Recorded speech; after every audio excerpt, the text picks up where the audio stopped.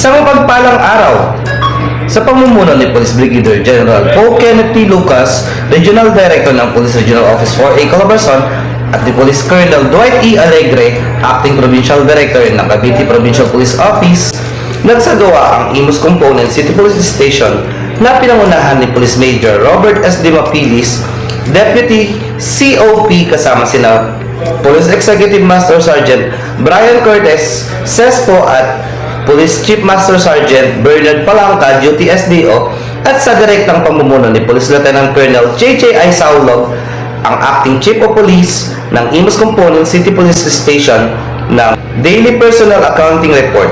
Kasama na rin dito ang Police Information and Continuing Circular Education sa mga organic personnel ng Imus CCPS. Alinsunod ito sa PNP Patrol Plan 2030. Isa rin sa nabanggit sa nasabing PIC at DIPAR ay ang mga alintunin ukol sa PNP Internal Cleansing Strategy at hinimok ang mga organic personnel na sundin ang mga opisyal na PNP social media, PNP hotline, PNP good deeds at iba pang hakbang upang supin ang kriminalidad. At ang naturang DIPAR ay ginanap sa harap ng istasyon. Pakitapos naman po ang video na ito at kung kayo man po ay hindi pa po nakapollow sa aking FB page, FB account at YouTube account, para follow na lang po ang Rains Vlog TV at Rains Vlog 4736 para lagi kayong updated sa mga nangyayari sa ating bayan at sa Calabarzon.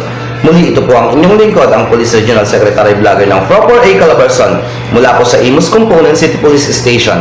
Rains Vlog, dahil sa bagong Pilipinas, ang gusto ng Police ng Regional Office 4A Calabarzon ay ligtas tayong lahat.